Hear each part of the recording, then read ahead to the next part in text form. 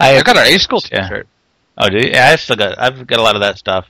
I used to. I'm getting better, but I used to wear T-shirts until they were look more like what do you call that stuff with the like cheesecloth? Kind of like that. It was kind of transparent, and it was more just for. You had like a midriff. You had a midriff shirt. You had like the. Well, it wasn't that. They'd be full length and everything, but they'd be. It was almost like I was wearing glass because they were so translucent. Right. It's like wearing a Saran wrap shirt almost.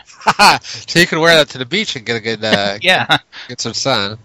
Yeah, they'd wear really thin, but I'm getting better with the T-shirts. Getting I don't buy myself new stuff, so she'll buy me stuff and then I'll have it. Otherwise, I don't have it. Except for socks, I'm very particular about having lots of socks. Really, I have lots of socks. I'm trying to purge some of them, the ones that are quitters, you know. Mm-hmm. Mm-hmm. Any sock that doesn't stay up the whole time. Yeah. Well, I'm very particular about my socks. They've got to be 100% cotton, because if you have any polyester in there, they're not going to breathe right, and your feet are going to sweat like crazy. And then they've changed. You may or may not have noticed this, but the upper portion that grabs your ankles, the ankle grabbers, the quality on some of them is really bad, where it's just very thin and it doesn't feel right. So as I go in to pick out my socks, and I drive my wife, she won't even touch my socks anymore because I'm so insanely anal about them. Like when you wash my socks and dry them. Like when you dry your socks and you pull them out of the dryer and you put them away, what do you do with the socks? I make one. You know, I gotta roll one into the other. Exactly. That's what most people do. I do not do that, and no one's allowed to do that with my socks because it will stretch the elastic out and weaken the elastic. Right. And I don't like that. But then why don't you? Well, I figure you could do that because you're going to do that while you're wearing it. So. But I want to maximize the life of the sock. Okay, so what do? Do you potato clip them together or something? Nope. They're just I have two types of socks, black and white, and they're all identical. Right. Somewhat identical. If they're bought at different times, there's slight differences, which I can pair just by looking at in the touch that they're different. And so they have to be laid lengthwise. You don't roll them. You don't push them together or anything like that. They're just laid out. And then I have to, and I know this is absolutely insane, but then I pick them out, and my favorite ones go first after I do the laundry. I'll wear the favorites first, and then as the laundry dwindles down, I'll get to the unfavorites. Why don't you just get rid of your unfavorites to make them all your favorites? Because I can't throw away good clothes. I can't. Okay. And it's not that I hoard them. I don't have a ton of them, but I have a hard time throwing them. If there's a hole in it, yes, it's gone because I cannot stand having a hole in my. But you know the people who hoard stuff, they don't think they're mentally ill either. No, I know I'm mentally ill about hoarders. this. You ever seen that shit? Oh yeah, don't get me started with the hoarding. I know about that. So I'm crazy about my socks. That's all. Because I just don't want to have bad socks. Bad socks leads to bad feet. I'm just everybody knows I'm nuts about my socks. There's nothing I can do about it. So you do that portion of your laundry? I do pretty much all my laundry, but she tried to do it before and she rolled the socks, and I was we came to blows over the socks. And I think my daughter. I was gonna say it was almost the end of the marriage. Yeah, that was a rough one. Chest up in. Yeah, my daughter did my socks once. She did my laundry once and did the sock thing, and don't roll the socks. and then Christmas morning. Maybe it was Christmas Eve. Last day or two. She comes into my room to my wife. She says, "I want a pair of Dad's socks." And what? What do you want? You want a pair of my socks? And she goes and takes a pair of my socks, pulls them up way up over her calves, completely stretching out the elastic. Not the elastic. Yeah. And I'm going nuts, and she's wearing these socks around. It just makes me nuts. I don't like to share my socks. Makes me Wow. nuts. Yeah. It's almost like a shopping experience at Walmart. It just makes me nuts. Sounds like a harrowing experience. Yeah, I've got some sock issues I've got to deal with. Yeah. Wow. So, you hear about all these riots going on over there? Jordan shoes. Those white folks are getting crazy. Oh, they'll do that. They're nuts. I saw the. I didn't read the whole thing, but I saw the headline on it. Phyllis, and they've reissued these Air Jordans. Yeah. They've gone out of style 20 years ago, and now they're back. Yeah, they had to have police and riot gear and like gas mask and pepper spray. I'm just gonna take a guess. Was this in Chicago? No, it's everywhere, man. Everywhere. It's everywhere. It's like Seattle, like Richmond, Texas. People wanted these shoes that bad? Yeah, I'm not sure what. I mean, they keep your feet from the ground. I mean, that's the that's all you. I bet Michael Jordan's real proud of it, though. Well, you gotta. I mean, there's probably been a shooting and a stabbing and a beatdown already for it. So yeah, that's probably the more deaths you're responsible for your product is the more impressive. Yeah, I mean, you got to consider the fact that it's it takes those little Chinese kids with that toxic glue. I mean, he's probably. We're just starting out, so nobody has died trying to listen to our show. We may have lost some people listening to it. We had a couple of suicides from that, but right. No products that I make and or endorse. You will die from trying to buy. You may die when you listen to it, but yeah. Holy heck! Yeah, there's people running everywhere. Yeah, there used to be. Remember when they first came out? The kids were getting beat up in school and getting mugged and stuff because they're stealing their shoes. Yeah, which I don't get because I would not wear somebody else's shoes.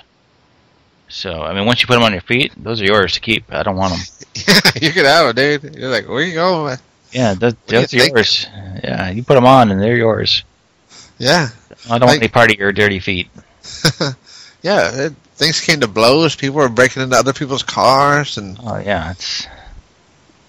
it's amazing. It's like a quest or something. It's like a epic battle for. Yeah, you can go down to the dollar store and get yourself a good pair of shoes. You don't need to spend $100 on a pair of Air Jordan. They're probably even more than that now, aren't they? I think they're about 200. Oh, that's nuts. Easily, yeah, nuts. It's all about the sock. The shoe doesn't make a difference. It's the sock. You don't care what you're... Yeah, you get a good pair of sock, you won't even know you have shoes on. Yeah, but I think though, I'm kind of the opinion that if people fought more often, beat down, there'd be a lot more polite. Actual physical violence, yeah. Yeah. Well, think about your encounters in the Walmart. If those women knew that they stood around there long enough, they were going to get it. Oh yeah, if I walked up to the punch in the back of the neck. Yeah, if I walked up to the ham quarterback and the coach, smashed their heads together, and said, "Get the hell out of my way," they wouldn't be staring at the hams the next time Christmas rolls around. Right. They'd make a hole. That's right. It'd be I think a good warning, would be coming through. Yeah, coming through, and if it, if they didn't make their move, I think you should be allowed to just give them a beat down. I think a lot of people will be a lot more polite under the threat of being beat down in front of their family and friends. Oh yeah. Yeah, and one thing about getting a beating, but to get beaten up in front of people, Oh, that's why I hesitated to get into the MMA ring, just that risk is pretty. Well, it's maybe a little bit. It's not quite so bad when you're going up against a professional fighter, right? Somebody who actually has been training. Yeah. But when you just get picked off in a Walmart and somebody cleans your clock, that's embarrassing. That would be embarrassing. That'd be hard to... Yeah, can you see that? Dad, are we still going to have ham? Oh, is Christmas canceled? Are you going to be in the hospital for Christmas? Oh, but yeah, I mean, think about it. You call the police, but they just show up to referee. They'll say, okay, that's enough, you know, Rules, and pull you off, yeah, and enforce the no kicking in the nuts, and no biting and no pulling hair. You know, everything else, no scratching either, I'd say. No scratching, yeah. No scratching. That can sting. Everything else would be legal. I think people would be a lot more polite, you know? Oh, yeah. All that hanging around with the ham or, you know. Oh, I don't understand why they do that. Road rage? You want to road rage me, huh? Oh, pull over. We'll throw down. We'll throw down right there in the median strip, you know? It'll be like a Thunderdome out there, you know? And you seem like you'd probably be a road rager. No, you know what? Actually, I'm not. I enjoy when I'm driving. I enjoy listening to the Lenny and John Show. Lenny and John Show, ding.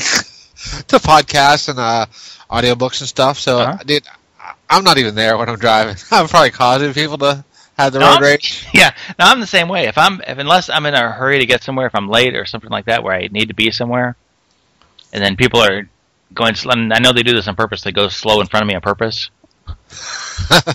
Because I do it.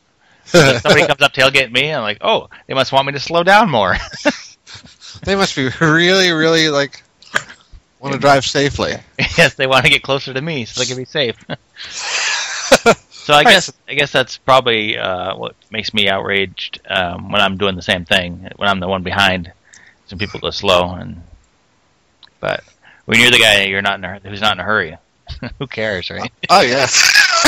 Who cares? Yeah, that's my mentality. Yeah, I mean, my work drive is so long. It's just whatever, you know. I have to leave a good hour before, so. Oh, I don't know how you can do that. I hate driving that far. Oh yeah, I hate it. I'm carpooling now, so it's good. I have these other fools driving me around, so it's great.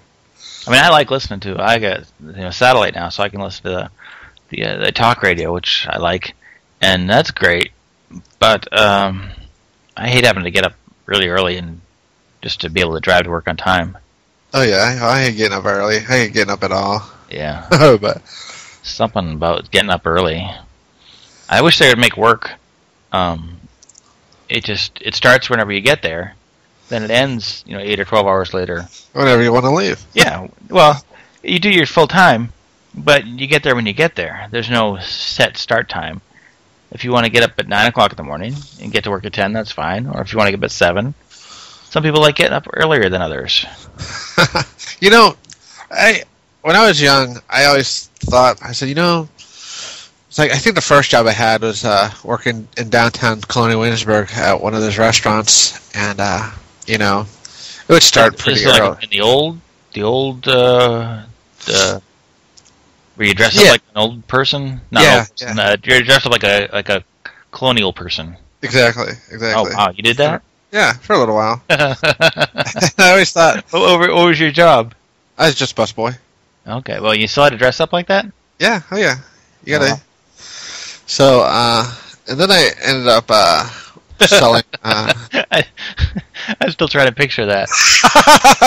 Selling. Is this the colonial busboy with the septum ring? This is early high school. Prior to pre-experimentation phase.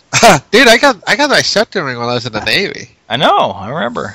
Yeah, so then I worked at a shoe store, an athletic goods store, and I always thought, man, if I had a job that started at 10 o'clock, I would never be late. You couldn't make it on time. Yeah, I just could not make it on time. It's weird. It's like, no matter what time I leave, I'm always just a little bit late. Now, when you worked at a shoe store, did you do the fit people for shoes and all that stuff? It's kind of funny because I did not, but I think everybody who came in there expected me to. Mm-hmm. I'd lace them up for you, but you put the shoes on yourself. I ain't touching your feet. My hands. Remember that machine? I don't know if they still have it. Hands that touch my food. Yeah. Goes into my mouth. I don't know if they still use them, but you remember that machine they used to measure your feet with? Yeah. A gigantic metal thing, which seemed completely unnecessary to me. Yeah. It was like, look at this feet. It looks like about a size 10. You try on a size 10. If it doesn't work, you go for a bigger size. The machine was...